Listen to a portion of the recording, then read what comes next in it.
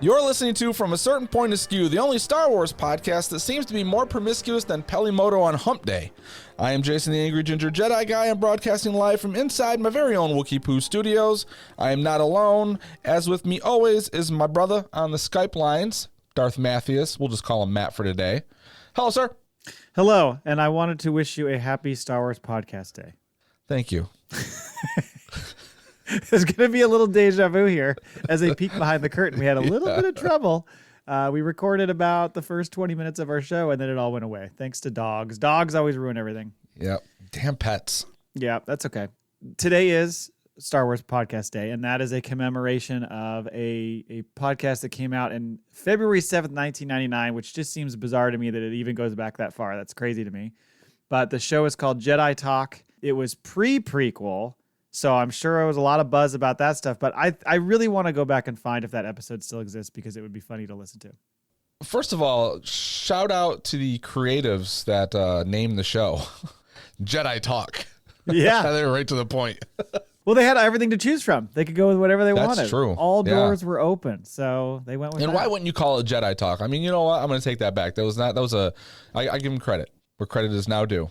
Immediately identifiable. Makes sense. I'm sure it's rough. Have you ever listened back to any of your first episodes you ever did when you were podcasting? It's rough. Oh, yeah. I have the first 5 episodes of the first podcast I did. Oof. And it's and there's a lot of things that you can see that I've pulled for like the 7 Days a Geek and stuff that I've used. But yeah, the first 5 episodes are, yeah. I mean, terrible microphone, just kind of not knowing what the hell you're doing, having a lot more fun at yourself than anyone else is going to. Well, I don't think that's changed. No, that hasn't changed. But there's just there is a cadence issue. Everybody like if you're doing it with somebody else, everybody's stepping on each other and nobody knows when to go. It's just very, very amateurish, not so professional like we are today. I would love it if Jedi Talk still existed. Like if it's still around, there's still a Star Wars podcast. They're like in their 60s. They're like on episode what? 9,000? Oh my God, yeah, they would be. And if they were still like, if they stayed in love with, because it seems like, the franchise has lost a lot of its followers since the Disney buyout, or what, some people want to say it's too woke or whatever, but like there's a lot of fans that have fallen off through the years. And it would be amazing if since 1999 they were just like dyed in the wool, still fucking loving every bit of Star Wars. No, that would be great. It would be funny too if they're like, you go like look at their podcast and it's like 4 reviews. They only get 9 downloads. It's like, what? We were the first ones. Yeah. No, I'm going to check that out though. So yeah, to commemorate that, we're doing a Star Wars Podcast Day, which I think about 100 other shows are participating in. So all releasing episodes today. One thing I wanted to make mention of for folks, and I talked about it last week, is that we are not doing a regular episode this week covering the Bad Batch, episode 7 or 6. I'm losing track now. But either way, we're not going to do it this week because of the fact that Jay and I, between the two of us, are going on a couple different vacations that are going to span us out for about a week and change. Honeymoon. Releasing this one. Honeymoon suite. Releasing this one today. And then next week, kind of later in the week, we'll do episodes 7 through 9 of the Bad Batch. So you'll get a normal episode next week. This one will be a little bit different, a little bit more kind of fun and off the cuff kind of stuff. That kind of almost rhymed. Well, most of the off the cuff had died in the last recording, but we'll see what we can bring to the show here. I'm looking for this Jedi Talk, and there is one that exists right now that's from 2015 to now, actually. They just released an episode in February, but I don't know if it's the same show or not. Oh, if it's not, we're going to attack them. Posers! Right? One thing that I wanted to share too is if anybody's new to the show and has not listened to us before, thanks for coming and listening to us. We hope you stick around. We are a weekly show, typically a weekly show, especially when there's an active series going on. We cover, we review those series, we review films whenever they make those again. We cover Star Wars news and rumors. We don't get too deep into the rumors because we also kind of don't want to spoil things for ourselves, but we do kind of touch on some of those things. Really like listener interaction. So if you want to kind of reach out to the show, you can find us on Twitter at FACPAPod. We do a question of the week that you can answer every week, and it earns you entries into our giveaway. We do giveaways every time there's an active series. What's the giveaway this year? This time we're doing the Mandalorian pulse rifle Nerf pulse rifle. I can never put those words in order. I don't know why. I try to sneak you Nerf need to in there write somewhere. it down on a Post-it by your monitor so you can just read it. Yeah. I should just start with Nerf, maybe. That would be the way to do it. Anyway, You can earn entries into that. We'll give it away at the end of the Mandalorian season. This is going to be a combo Bad Batch Mandalorian giveaway. In the past, we've done, a dark saber. That was our first one. That was pretty freaking wicked. We've done some lightsabers. We've done the Maul hilt. We've done a bunch of different things. So that's just one of the things we like to do to get people to interact with the show. You can also email us at FACPApod@gmail, and that goes into what we call our Maul Bag. Questions, comments, whatever you want to say. Some people like to send in their own blog, which we'll have later today. Love it. And we're giving the Pulse rifle away because we are an all ages podcast. So it's fitting that we're giving a toy away. Thank you for reminding me, Jay. This is a not safe for work podcast. We typically get a little dirty in our talk. So yes. Probably more mostly my fault, but that's 18 okay. plus. I think we both do it pretty evenly. Yeah. Although I have noticed we used to have a co-host on the show named Neighbor Cole, who is off for now, for the time being, foreseeable future. And he certainly brought his like F-bomb to word ratio is really high. I think he really outdid me. Yeah. Like, he's got because when I would edit some shows, the 7 Days Geek show, there's times where it's like fuck. Oh yeah. Yeah. And I'm like, wow, there's a tangent there before he gets the sentence out. Yeah. There've been a couple of times I edited the show where I'm like, does every word start with fucking? Yeah. If you want to find out more about our show, from a certain point of skew.com, that's kind of the rundown of our show. And make sure you subscribe if you're listening, if you're a first-time listener. Subscribe to the show. Check it out. Give us a 3-episode challenge. That's what we like to ask. That's right. That's one of the things. Give us a 3-episode challenge. See if you like the show. On the show today, we've got some news. We're going to go on the Star Wars Vision Season 2 details. We've got a new composer for Mando Season 3. We got a Q&A with Matt and Jay. That's us. Your questions will be answered. Maul Bag, the Brian Hour Space Blog. One of our listeners sent in some of those. Now, if you'll never hear the original recording, but the original recording of this episode had me complaining because our Maul Bag, we made a rule a couple weeks ago that if we only get one email when we get ready to record, that email gets put on hold until the next episode when there's more in. So it's really up to you, the listeners, if you want to hear the Maul Bag and hear the crazy antics that come in there, and if you want to hear your voice, your things discussed from you. So we have 3, and they were 3 separate emails. So I guess we're allowing it. It's a technicality. And then we're going to wrap up the show with a FACPAtoid. That's what we do every episode if we've got one. Today's FACPAtoid is the greatest filmmaker was denied his chance at a Star Wars film. So who's the greatest filmmaker? Who do you think it was? What film? We're going to discuss it when we wrap up the show. First up, the news. Yeah, so we talked before about Star Wars Vision, Season 2 coming out. It's coming out May 4th. They're going to drop all those episodes at once. I think there's 10, if I'm not mistaken, total. Yeah. Last time it was more of a Japanese studio anime style for all the different episodes we got. As we discussed when it dropped, some landed with us, some didn't.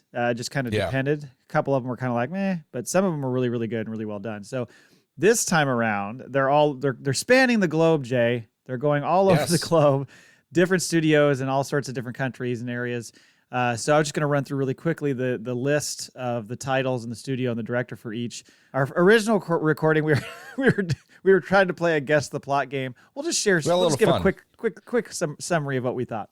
Okay. So the first up is Sith, which is done by the Algieri studio, and it's directed by Rodrigo Blas, who did Ice Age and some of the Pixar films. And I believe we settled on the fact that this would just be a day in the life of a Sith doing normal activities. Once the robe comes off. Right. Brushing his teeth or her teeth. Yeah. Next is Screecher's Reach, which is done by Cartoon Saloon in Ireland, directed by Paul Young. And as I said to you before, Jay, my immediate thought was Screech, not Screecher, and so I thought about Dustin Diamond. That would be quite a switch if they went. I hope the lead character, at least looks like Screech. That would be fun. Yeah. Yes. Pour one out for Screech. The next is In the Stars. This is by Punk Robot in Chile. This is directed by Gabriel Osorio, and I believe you said the Broom Boy, right? Yeah, this is my idea was it's about Broom Boy. I think somebody needs to fill that gap. That left us on a big, hang there at the end of Last Jedi, and we never got, satisfaction from that, if you want to put it that way. Whether you want that story or not, it's coming. That's right. Next is I Am Your Mother by Aardman in England, directed by Magdalena Osinska. The idea I thought of course, when you see I Am Your Mother, well, you obviously think of I'm Your Father, but I also thought of How I Met Your Mother. It would be funny if it was that style, like if it was like a a journal style or some sort of Yeah. diary style show where Darth Vader, where he's recounting how he met Padme and basically like he sits Luke and Leia down.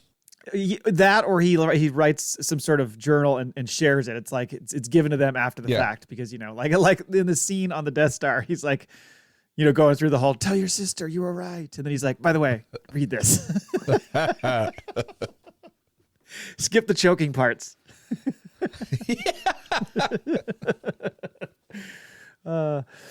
Next is Journey to the Dark Head by Studio Mir in South Korea, and this is directed by Hyung Gyun Park. And I thought this might be him transitioning to wearing the suit. You thought it might be the night after they got married. Yeah, it's the honeymoon suite video that was lost until now. That would be good stuff. How does he use the Force in bed? I'd be interested to know. Well, you're going to find out. Next is The Spy Dancer by La Cachette in France, directed by Julian Chang. And I had just read first book of Heir to the Empire, so spoilers for anybody who has not read that book. But there is a moment in that there's a tension between Mara Jade and Luke Skywalker, and he has no fucking idea. He's clueless, and it just makes her even more mad. She's like, how does he not remember? How does he not know why I hate him? Nobody forgets these red locks. They shouldn't. Right. And then they come to find out she was undercover at Jabba's palace in Return of the Jedi as a dancer. So that's what made me think that this, that would be an interesting tie back, even though they normally don't play on characters we've already heard of. But that is expanded universe. It looks like this director is an Emmy Award winner for animation, executive producer of it's Gennady or I think it's, how do you say his name? Tartakovsky's Primal, which was Tartakovsky. He's the one that did like the Powerpuff Girls, all those animation. He did the original Clone Wars. Yeah. Right. So maybe my idea of it's a Saz Ventress, day in the life of her making some coffee, dancing in the kitchen, just having a really good day before, the phone call comes in that I need you to murder someone. And that just like, she's got to put on the clown makeup and just, she's pissed. She's actually got like huge, long flowing hair. She puts a bald cap on. I thought it'd be funny too if it was you never actually see the missions. It's just her day the morning of, and then it's the call, and that's the end of the day. Next episode. Yeah. Next up is The Bandits of Golak. This is 88 Pictures from India, directed by Ishan Shukla. We were a little confused on this one because Golak we have not heard of before in Star Wars. We don't know what that is. I was speculating that maybe this is another sand planet because, of course, we have to have sand planets, and another Jawa tale because they're bandits. I think so. I think that's a very good guess. Yeah. All right, we'll go with that. The Pit. This is by the Dart Stagio, Japan studio, and they are collaborating with Lucasfilm. Leandre Thomas directed. Leandre Thomas has a ton of experience with the most recent series, Mando, Kenobi, Tales of the Jedi. And then Justin Ridge, who did a lot of animation work with Rebels, Resistance, and Clone Wars. It's the Sarlacc dumping pit. Yes. Yes, it's everybody going out and dumping their garbage. It's before like the Sarlacc pit became one pit, like there used to be a family of them. And then whatever the events in this is just one standalone, like, this Sarlacc's just looking to be adopted. I was still thinking about the dumping ground and people coming out to dump their shit, and I'm like, who is the guy or whatever standing there going, is that wet paint? No paint. Can't throw up the paint in there. No batteries, no paint, no light bulbs. None of that stuff goes in here. He's got like just like this little standalone booth, looks like an outhouse. Yeah, right. Where they have to drive up to the window and he like checks their stuff out before they go feed the creature. He gets like 10 cents. Just has a tiny little like 4-inch fan blowing on him at all times. Just like, it's so fucking hot. Don't try to bring your paint in here. The whole episode is like it's told through the lens of the security camera that just pans the lot. Yeah. There's the signage up that says all the things you can't dump, and it includes no screws, because this is Star Wars.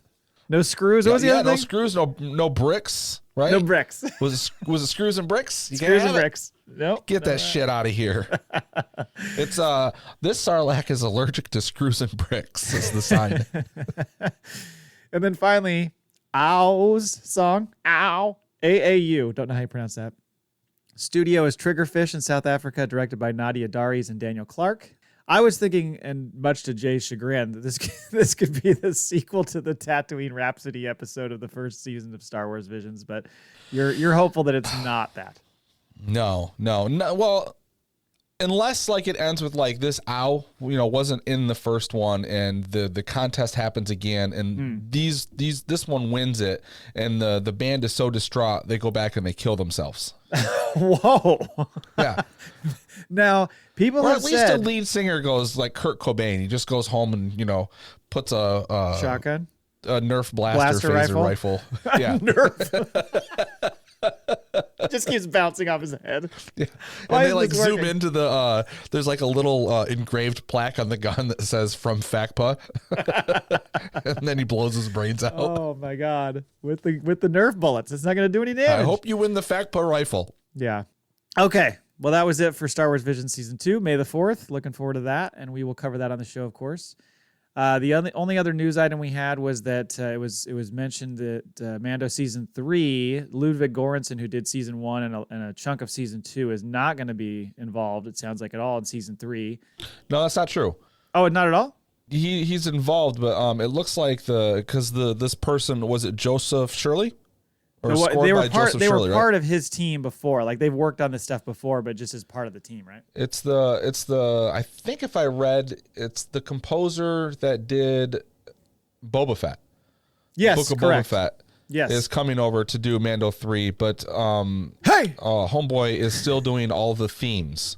So he's still involved with doing the themes, the large themes for the musical cues and stuff, and then this person's composing the episodes. Okay, so just a lot of because I think because as this gets bigger, like they keep creating more shows, there's more like he can't keep up with us, so it makes sense for him to go in there and just like give the show a feeling, and then someone's going to compose all the music for Well, it. shit, he's busy. Right. One of my favorite expressions, busier than a cat covering shit, because I'm talking about Göransson, because he just did Black Panther not too long ago. Yeah. He's out working on Oppenheimer, which that movie looks like it's going to be pretty fun. Right. Good. And he started what was I watching? Was it New Girl? He does there's a sitcom a while back, some TV show, and he was doing the music for it. And I was like, oh, he's been around a while working on TV. Well, he's done collaborations with Childish Gambino, which has a nice tie back. Lando. He is like there. I didn't realize that until recently. Like the Childish Gambino is considered the two of them. Like he does all the music, creates all the things. I guess he was involved with the America video too. Like some of his idea or something as well. Yeah. So I just saw a thing on that, and I was like, oh, I knew they were associated, but I didn't know he was part of the whole. I guess it's not a band, but the two of them are Childish Gambino. Yeah, if you ever go back and see videos of them performing at some point, all of a sudden you're like, hey, he's just him in the background. Yeah. Hey, sorry. Anyway, so that's it for news. So we can move into our Q&A. So thank you to Mike Laybourne, longtime listener, not first-time caller. He sent us a few questions over, so we're going to go through some of these and kind of give our thoughts out, just as kind of our main chunky part of the episode. So his first question was, what do you think of the conspiracy theory that there's a better, longer director's cut of The Rise of Skywalker that Disney refused to release to discredit JJ? Now, first of all, was it to discredit JJ? I don't think there's bad blood between JJ and Lucasfilm. Well, I think that's why they're not, because I think the fear is that it will discredit him if there's another version, which is weird because it's still his film. So either way, right? Because I think the idea behind it was Disney kind of got in there and played with the editing because he wanted a longer film, right? And Disney's like, no, we need to have it under 3 hours, 2.5 hours. We're going to get asses in seats, make money. That's how you do it. And I'm sure there's truth to that. Yeah, but wouldn't you think that he would want that to be out there if he had a longer version of the film, right? Right, but then it's like, you give a director's cut to that, then everyone's going to be chomping at the bit for a director's cut for everything. That's true. Why not do like the DVD like these are the scenes that we cut out, release those or something like that. They do some of that on Disney Plus. It's funny because they do it so much on the sly that like I'll go back to a movie and I'm like, oh, I didn't even know this was here. They have like a few deleted scenes. Now, granted, deleted scenes are always kind of stupid because it's not edited completely and it's totally out of context, most of the time. But how many times do you see director's cuts of films? Like I was thinking about like how many different versions of fucking the original Blade Runner are there? There's like 9. There's 5. So many. Is there 5? Yeah, okay. I think there are, yeah. And then I guess that gets confusing. When you're talking about it as fans, you're talking about the movie, you're like, well, wait, which one? Right. Which version? Like which one is the real version? The big conspiracy about this is, I can't remember. It's been a while since I saw any of this stuff, but I know that there's the shot of, I think it's Rey at the end walking away after she's buried the lightsabers, right? And walking toward the two suns, and it's the same exact pose as there was an image of her in the trailer. It was pre-release or something, and they're like, this is the same thing, they changed it. And I'm like, well, yeah, but they did a lot of that. All they have to do is play with they're shooting on a blue screen, green screen, you know. Right. They can add the image, they can change whatever they want. They can she shot whatever, and they can create the image. And I think maybe that's some of what it was they're testing, like, how are we going to wrap this up, or what works best for the scene. I mean, Leia was almost everything on her was CGI'd. Yeah, clothes, hair, I mean, the only thing that worked was facial. I think they might have even changed lines of dialogue through their voice enhancing, all that stuff. So, I mean, there was a lot of play with this, and because you're seeing, early shots of things, and then what the final footage is, like, everyone's created this conspiracy that there's a better movie out there. And why would Abrams want to put out like a less than? I get, like, you got to edit some things out. There might be something on the cutting room floor that's worth seeing, but I would imagine if anything was cut, was to make a tighter film. Well, a couple things. One, yes, in that scene you're talking about with Rey at the end. Because that's the one where she actually mouths. She says, "Rey who?" And she goes, "Kenobi." Then they mouth over it. It's like Skywalker. No, okay, they don't do that. Okay. But I was thinking longer version. I mean, one of the things that I get what you're saying, but one of the things that I think a lot of people felt about the Rise of Skywalker was it was so rushed. He was trying to kind of pull the ship back from what happened with Last Jedi that didn't align with what he did, and it was all that whole mess. But it's like it is so fast paced through that, like ripping through everything. Yeah. That if they had these other scenes that provided more context, some of that might make the movie a little bit better, in my opinion. But sure. I mean, I understand. It seems like with Star Wars, that's never the way. They're always just like, there is one version. This is the version. Unless, of course, George goes back and does little tweakies. Does this? Yeah. I mean, you're right. I think this movie suffered a few things. One was Colin Trevorrow's version. JJ was brought in as a quick cleanup, right? The date wasn't allowed to change, so he had to write a film, shoot it, and release it on the release date that was already picked. So he was kind of, I mean, it's an excuse, but it's real, right? If Disney would have budged a little bit, we probably would have had a better film. I mean, guaranteed we would have. So. And in retrospect, should they have been like, "Hey guys, we're not going to release another film for about 5 years, so we could push this one out 6 months or another year." No shit. Yeah, we got a while. Let's just make it good.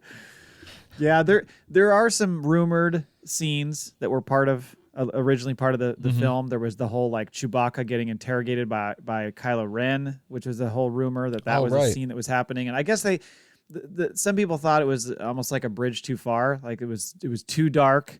Yeah, and maybe it made it more difficult for everybody to buy into the redemption story of Kylo Ren at the end if that happened. But it's like he fucking murdered his dad and a bunch of other innocent people. So and we just kind of got over that. Yeah. so I don't know that it would have mattered. I mean, Anakin Skywalker was damn near Hitler, and by the end we're like, well, he saved his son. Right. Yeah. Exactly. So. Yep. And there was also, what else was there? I had it written down. There was there was a lot, the scene in the original, the beginning of the movie where Kylo's on Mustafar looking for the Wayfinder. That's way more fleshed out. It's a longer scene. That I think would be cool because it's a pretty quick rush scene, that one. I think that was let's get this movie going. The whole Wayfinder thing, this is it. But yeah, there was supposed to be, I think he goes to the castle, doesn't he? I think you're right. I think there's a whole sequence there that happens. There was even talk of him getting there's a vision he has of Darth Vader and stuff talking to him. So there's a whole situation there that they just kind of ended up, going without.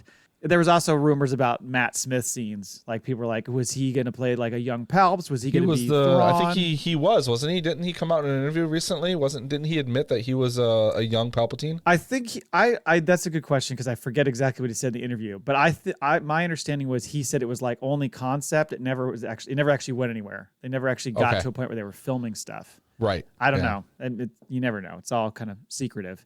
Because they also threw out, was he supposed to be a Thrawn? And I was like, oh, so just for fun, is he going to show up as Thrawn in Ahsoka? With what he has done recently, even in the Game of Thrones House of Dragons, he's fucking amazing. How old is he? We went over this. You want a younger Ahsoka? Yeah, right. You want a younger Thrawn. Is he in that age range? He's got to be mid-40s, right, Matt Smith? Because he was after Tenet. He is, I could tell you. Oh, no, he's younger than that. He is. Okay. Oh, he's 40. Okay. Straight up 40. So right in that zone. Yeah. I don't work. know if he could carry 2 TV shows as the ultimate villain, though. There's a lot of bouncing around there. That would be kind of tough.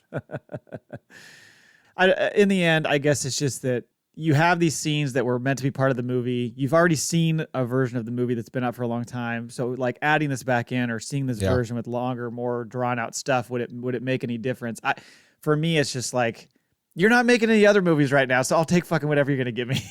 Maybe they're holding off until they start, like Mando 3 comes out and there's a couple other things. And then Matt Smith really was Thrawn in that series and he comes back in these and then they can release special editions. There you go. So then they'll put the scenes in and it's going to work out for everybody. I had lots of issues with special edition original trilogy, but now I'm like, go ahead, let's just do it. Yeah. Give it to me. Daddy's hungry. Yeah. All right. Thank you for that question, Mike. Another one from Mike. This is kind of fun. Which current/retired professional athlete, he said footballer, but I thought, let's expand that to athlete. Okay. Do you think uses or used the Force while playing?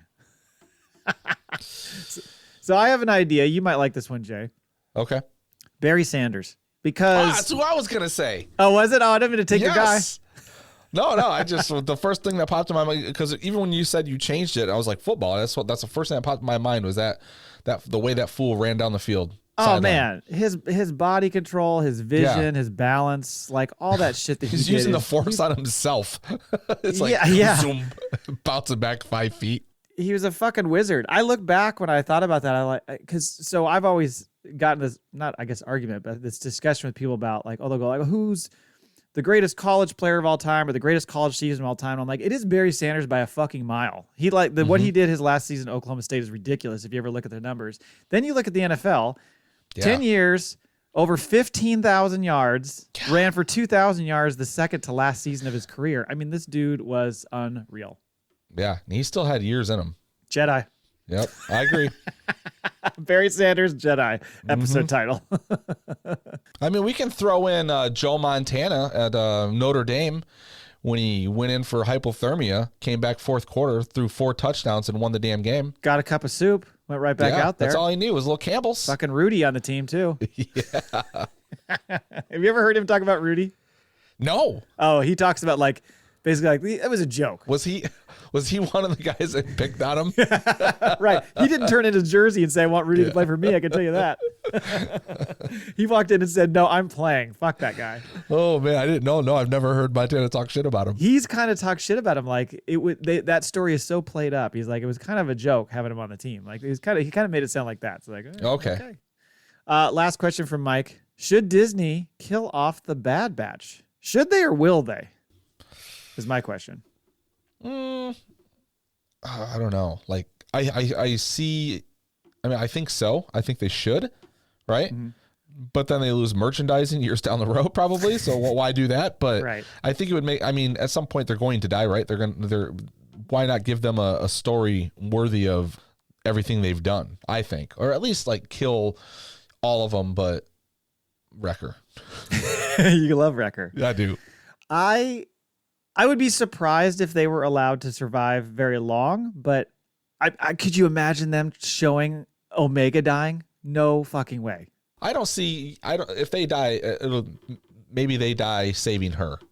Yeah, right? That definitely could be. They get the Rogue One ending, something serious, whatever. They get her out, but they have to die in order to save her. Yeah, I think she's got to survive. I just don't think they have the stones to kill her off. That's a right. Bold move. Yeah. I think they could also just sort of leave it open-ended. They could just say I think we could still lose a couple of them or whatever along the way at some point, but maybe you just kind of are to assume, okay, well, this is the end of the series. We know they die someday.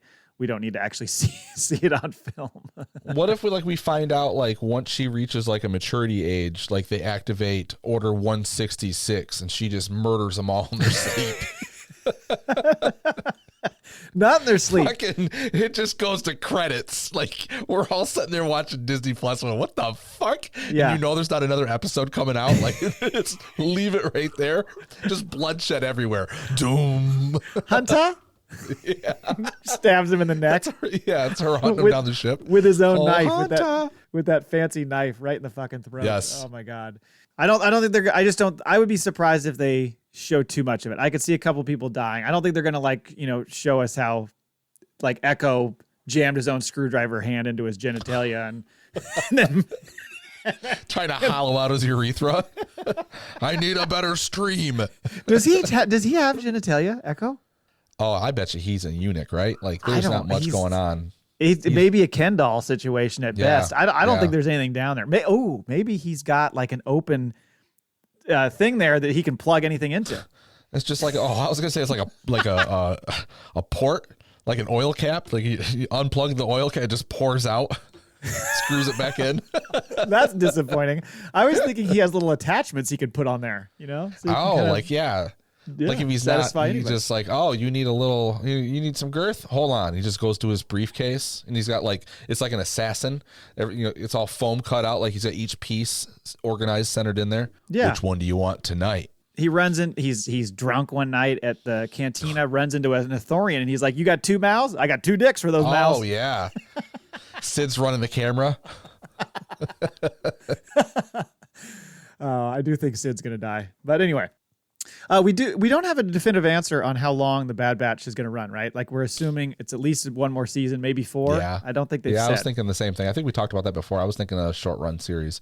Yeah, they still got a lot to go through as far as all the cloning stuff and Omega and all that thing. I mean, this is obviously not going to be the end. I don't think it's got to be at least 1 more season. I would think 4.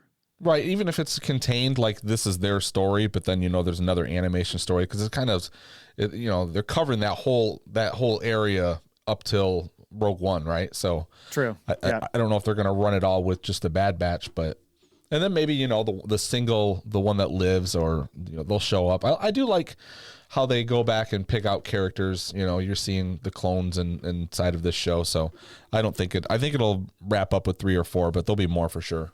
Yeah, I agree. Thank you, Mike. Now, what you got for me, Jay? Okay, so we were, I thought you were a little worried that we wouldn't have enough content. So I was like, I'm going to play around with this ChatGPT. Is that what it is, right? Fuck's sake, so yes. I'm gonna put in a couple of cues here and see what we can get. So okay, but before you do, it's important for our listeners to know I have a horrible fear of AI and it taking over and ruining the world someday. So Jay's just doing this to torture me. Yeah. So I have a couple of them here. So first of all, I put in like a prompt of write a cheesy romance story involving Rey, Finn, and Poe in a love triangle. Okay. Am I reading this or are you reading this? We'll see how it goes. We can take turns. Okay. So my original prompt, and I've learned some lessons as I went through this because it was my first time playing with this, was I asked it to write an erotic fiction short story in the Star Wars world using the characters Rey, Finn, and Poe. Okay. And it came back and yelled at me. Like I got all these we can't do it because of this. You can't have erotic whatever, and you can't this. And I wanted and I got threatened again later. I'll tell you why. But So I changed the prompt to a cheesy romance story involving Rey, Finn, and Poe in a love triangle. So once upon a time in a galaxy far, far away, there was a beautiful scavenger named Rey who lived on the desert planet of Jakku. She was a skilled fighter and pilot, but longed for love and adventure. One day, she met 2 daring pilots, Poe and Finn, who were on a mission to save the galaxy from the evil First Order. The 3 of them quickly became friends and embarked on many exciting adventures together. As they traveled the galaxy, Rey began to realize that she had feelings for both Poe and Finn. Poe was charming and confident, always making her laugh and making her feel safe. Finn was kind and brave, always looking out for her and making her feel understood. Rey didn't know what to do. She didn't want to choose between the 2 men, but she also couldn't deny her feelings for both of them. She was torn between her head and her heart. One day, while on a dangerous mission, Poe and Finn were both injured. Rey was forced to choose between them and save one of their lives. In that moment, she realized that she loved them both equally and murdered them. Oh, wait. It's like a Sophie's Choice situation. Yeah, and couldn't bear to lose either of them. So she made a bold decision to love both Poe and Finn, and the 3 of them became an unstoppable team. Now, hold on. One of them was dying a minute ago. Yeah, that doesn't make sense. I don't know, but the computer says it, so and all you plugged in was just that little bit you said. Like it knows who these characters are and everything, so it just goes. I mentioned Star Wars in the prompt. I said in the Star Wars unit or something like that. Both in their battle against the First Order and their love for each other, they discovered that their love was greater than any obstacle they faced, and they lived happily ever after, traveling the galaxy and making it a better place with their love and bravery. The end. This reminds me of like one of those Golden Book short stories you'd read as a kid. Yeah. This is so fucking lame. No wonder they don't want you to do the erotic part. They're like, we're not that creative. Oh, I was really angry. Okay, so my next prompt, I wrote, do I have the original prompt still? This says, write a horror story in the voice of Stephen King about the Mandalorian and Quill finding zombie stormtroopers on an abandoned ship in the Outer Rim. So do you want to read this one? Yeah, sure. Once upon a time in the galaxy far, far away, there was a fearless bounty hunter known as the Mandalorian and his companion Quill, who were traveling through the Outer Rim on a mission. As they approached an abandoned ship, they couldn't help but feel a sense of unease. The ship was old and rusted with no signs of life anywhere, but as they ventured inside, they found something even worse than they could have imagined. They stumbled upon a room filled with zombie stormtroopers, their bodies twisted and mangled beyond recognition. The stormtroopers were covered in rot and decay, their eyes empty and soulless, and yet they were still moving. Ooh. The Mandalorian and Quill were horrified. These were once soldiers of the evil empire, now reduced to mindless zombies. They didn't know what had caused this, but they knew that they had to get out of there as fast as they could. But as they tried to leave the ship, they found themselves being pursued by the zombie stormtroopers. They were relentless, never tiring, never stopping, probably never hitting them with their blasters either, right? Always missing, just by a foot. The Mandalorian and Quill ran for their lives, dodging and fighting their way through the ship. But just when they thought they had made it to safety, they realized that the zombie stormtroopers were everywhere. They were trapped with no way out. As the zombie stormtroopers closed in, the Mandalorian and Quill prepared for their final stand. What are they going to do? Are they going to just be like, let's do it? This is it. So let's just get together. It really takes a twist here. But just as they were about to be overrun, they were suddenly rescued by a group of rebels who had been searching for them. The rebels explained that they had discovered a dark secret on the abandoned ship, a virus that had been turning stormtroopers into zombies. The virus had been created by the Empire as a weapon, but it had gotten out of control and was now spreading rapidly. This kind of sounds a little bit like that episode on the Clone Wars where that crazy doctor was putting those worms in the clone troopers. And they would turn all evil and shit. Yeah. The Mandalorian and Quill were horrified. They had been lucky to escape with their lives, but they knew that they had to stop the virus before it was too late. They joined forces with the rebels and set out on a new mission, determined to save the galaxy from this new horror. They implemented a quarantine, told everybody they had to stay in their homes for 2 years. Get your shots. And so the Mandalorian and Quill continued their journey, facing even greater dangers and facing their fears head on, but they were never afraid, for they knew that as long as they were together, nothing could stand in their way. Next episode, Quill dies. Stop us now. Yeah. These are so cheeseball. I know. I'm a little disappointed in the chat GPT, and maybe I shouldn't be so worried about it taking over the world when all I can do is write like Hallmark stories. Right, I know. I really. So I tried throwing in a little bit of cues here. Yeah. So I write a propaganda news article from the Empire discussing the news that Emperor Palpatine has bought Twitter so the galaxy would have free speech. Mention genocide on Geonosis not being a bad thing and describe in great detail Operation Cinder. And if anyone talks about it badly about the purchase of Twitter or its new owner, they would get something 10 times worse. Right in the voice of Ryan Reynolds. So it writes back, I'm sorry, but I cannot fulfill this request as it goes against OpenAI's content policy. Propaganda and content that promotes violence or hate speech is prohibited. Additionally, threatening consequences for speaking out against a particular person or organization is not in line with OpenAI's values of promoting a respectful and safe environment for all users. Does this violate the laws of robotics that were set out many years ago? Don't hurt a human. The 4 laws? Yeah. So that is fucking funny. So you tried again? My second try was write a silly news article using the humor of Ryan Reynolds announcing Twitter has been purchased by Emperor Palpatine and how it will be good for the entire Empire. Ready? Yeah. Ladies and gentlemen, it's official. The galaxy's most popular social media platform, Twitter, has been acquired by none other than Supreme Leader of the Galaxy Empire himself, Emperor Palpatine. And let me tell you, folks, the Force is strong with this one. The Emperor has big plans for Twitter, and it's sure to be out of this world. See what I did there? Oh, so how much did it say how much he paid? Did it say, No amount. 44 billion credits.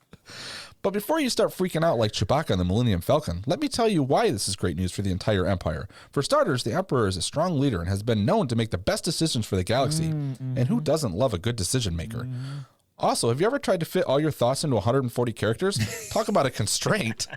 But now the Emperor in charge will be able to tweet as much as you want. And trust me, that's something to tweet about. Oh, my God. And let's not forget about Operation Cinder. I mean, who doesn't love a good old-fashioned cleanup operation? Okay, I know some of you might be a little on the fence about it, but let's just focus on the positives, okay? So if you're worried about the purchase of Twitter by the Emperor, don't be. It's going to be out of this world. Okay, I'll stop now. Just remember, if you have any negative thoughts about the Emperor's purchase of Twitter, remember this: the Force will be with you, but not in a good way. Oh, man. So, yeah, he under his new leadership, all tweets can be as long as they want, and they're all in the scroll, the crawl. Yes, you have to take your time and wait for everything like. to read. You read like, Jesus Christ, it's taking forever. It's all in the Star Wars crawl. I love it.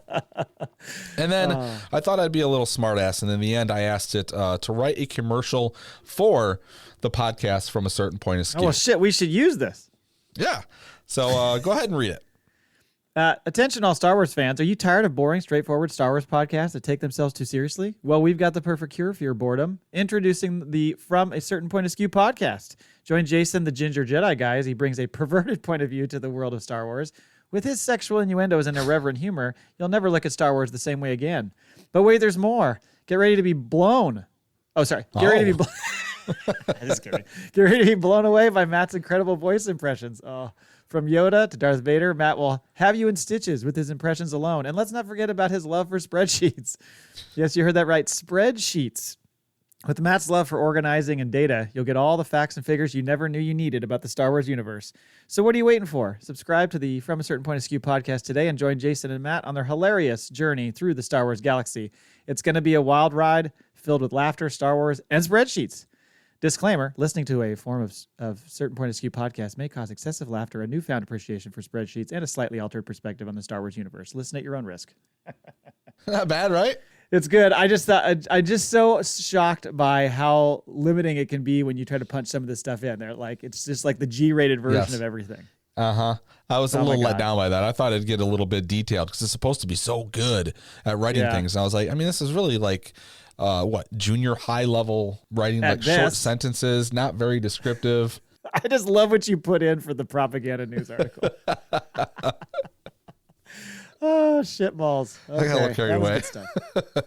Okay, and now it's time for the Maul Bag. Hello there. You've got mail. It always goes on for so long, so much longer than I remember. So yes, with all your bitching at people last week, Jay, about not sending in emails, Brian decided to flood our inbox with his own personal blog. So be careful what you wish for. All right. Day one. Okay, hold on. I want you to we got to get a little bit of like creative here. So either get a little bit of desperation as you get further through the days, maybe get drunk by day 3. Come on, give us some of your impressions. I don't know if I can do that, but I'll try. Life is getting hard and bad here. What's going on with this lazy-ass bastards? He asks, referring to you. I've been iced in a Tatooine wimpy-ass cousin. What does that mean? Is that worded weirdly and should say something else? I read that 4 times. A Tatooine wimpy-ass cousin. So is he saying like the wimpy-ass cousin of the Tauntaun? Like, I don't know. I feel like he's, maybe he is drunk. Because if he's iced in a Tatooine wimpy-ass cousin, that makes me think that something sexual is going on there. Brian, you okay? Good for you, Brian. You know whose work gets quadrupled when everybody is working from home? The lowly network manager. It's as bad as having 3PO having to translate a Navajo Hindi wedding. Okay. The next week, I have to stack 2 buildings of staff into one while our new headquarters finishes getting remodeled. I can see Tarkin's desire to rule by threat of fear. This is why they pay you the big bucks, Brian. Stop complaining. It's true. Yeah. Day 2. Getting more desperate. Smuggler's blog, day 2 of FACPA withdrawal as the scoundrels dare to take another vacation. Another vacation? I haven't taken a vacation in months. I don't know what he's fucking talking about. Yeah. I haven't taken a vacation since Vegas? December. Oh, no, December I was in Texas. Beginning of December. See, then there. You are the one taking vacations. It's been 2 months. Currently stuck on the dark side of miser Snickers, my co-pilot, that's his dog, is currently sniffing out Minox while we wait for the Imperial Patrol to pass through Bespin. Can't get caught with the Tabana gas I'm hauling for Sid while waiting for some muscles she has to meet me for this load. In the meantime, we'll be on the lookout for a message drop from Lego Born. There you go. Shout out, Mike. In hopes of joining the rebellion. They can always use more cargo. Crap! We've been scanned. Snickers, fire up the reactor. I do like the idea of a wiener dog in the Star Wars universe. That'd be co-pilot. entertaining. That totally works. Day 3, this is the last one. Space Blog Day 3, still on Miser, but considering a quick dash to Bespin to be placed into carbonite due to insomnia. That would be nice. That sounds relaxing. Yeah. Snickers has befriended an Ugnaught, but I think it's because he wants to know if he tastes like bacon. Jesus. At least those clones who work for Sid have picked up the gas. Wait. The Bad Batch actually completed a job? Is that what you're telling me, Brian? Well, there's a first time for everything. So I can head to Maz's place to try and get another job. It's either that or taking this job from some guy whose handle is Bad Dad Vad, who is having trouble with his Beat Saber rig. Why not? Just need to find out where this Mustafar system is. Good job, Brian. And we get your point. You don't need to send more block entries in. Is it Bad Dad Vad or is it Bad Dad Vade? I guess it's Bad Dad Vade, but I just read it all as rhyming. So yeah, Vade would make more sense. That's a good point. Okay. But hey, we bitched about the Maul Bag. Brian delivered. Thank you, Brian. We got 3 not completely useless blogs. FACPAtoid? I kid. I love you, Brian. Thank you. Yeah, FACPAtoid. Okay, so the FACPAtoid today is, according to George Lucas, Steven Spielberg came very close numerous times to become one of the many Star Wars film directors. George stated that he was the first choice to direct the film Return of the Jedi. However, I don't understand this part. I think the article I was reading misinterpreted something. Butchered it. However, due to credit dispute with DGA, Spielberg was ultimately not allowed to direct the film. Instead, the director role was given to Richard Marquand. That's it. Huh. So, well, I know I know there were discussions. I never knew Spielberg was like close to directing Return of the Jedi, though. I know that he had wanted, he was always throwing that out there, and then they made the Indiana Jones films. But I know there was even talk after he did Episode 1 that he was trying to get Spielberg, Ron Howard. There were some big directors he was talking to try to get into it, but because he was shooting completely digital and using all the stuff that no one had done before, it was just easier for him just to do it. Otherwise, he'd be like over their shoulder the whole time. But yeah, that's interesting. I'm kind of like, what did we miss? Because I went and looked up Richard Marquand's filmography, and I mean, this is by far and large the largest movie this director made. Oh, really? Before and after. Yeah, leading up to it, I don't know how this guy was picked. It was like he won the lottery. Put it this way, I don't think I've ever heard that name before. That's how little I've paid attention to that. Yeah. I remember when it all happened, when the movie came out, or maybe it was shortly thereafter or something. My brother's like, well, this has Spielberg's fucking hands written all over. Like it's like the Ewoks and all the playful shit. Yes. It's like, this is straight Spielberg stuff. And I mean, I just heard Spielberg on a podcast recently, and he was talking about how when he saw the first original cut of Star Wars that George showed to just some people. Yes. And it had all like the interspliced like World War II footage instead of actual stuff that was shot. And it was really poorly edited together, but you just got the concept. Yes. He's like, I was one of the few people that was like, I think this looks awesome. Yes. I think he was the only one. Because if it was the one, who was it? It was Francis Ford Coppola. Mm-hmm. What's his name? It was not Mike Nichols, but the director, he did like Mission Impossible. He did, Mike something. I'm thinking of John De Palma. Brian De Palma. There you Brian go. De Palma, who I'm thinking of. Yeah, there was, like that group of people. They were all friends back in the day. Yeah, and they had sat down and watched it. But yeah, you're right. I think Spielberg was initially the first big fan of it. It would have been. You're right. It does and I think there's a part of the Ewok thing that just kind of annoys me, even like when I was a kid and even as an adult. And I think if it would have had Spielberg's touch, there would have been something there. That thing that was missing. Yeah, there was something about it. It's just like, it's almost like they were like, we have to have something cute and playful for the kids to enjoy and that we can sell toys with. Yeah, it really was. Because originally wasn't it supposed to be Wookiees, not Ewoks? Originally in one of the scripts, I think, or story form before it became Ewoks, yeah. And then one of the FACPAtoids when I was looking up stuff also is the word Ewok is never mentioned in that movie. They're never called Ewoks, so it must have been like on one of the toys, or I'm Lucas is sure. like, just call them this. And What's the toy company? I wanted to say Keller, not Keller. What's Kenner. it called? Kenner. Yeah. They probably are the ones that name came out for. But I mean, if it's Wookiees instead of Ewoks, it goes from being quite the underdog story to being a little more like, oh yeah, these are like badass fucking dudes who are on their home planet. Of course they're gonna whoop the Empire's ass. That's probably a big reason for the change, right? These short little, like, what the fuck are they gonna do? And then, swinging from trees and shit, blowing horns. Right. Yeah. Bah, bah, bah, bah. And with that, thank you for listening. Until next time, I almost lost my line. In our experience, there's no such thing as luck. we have spoken.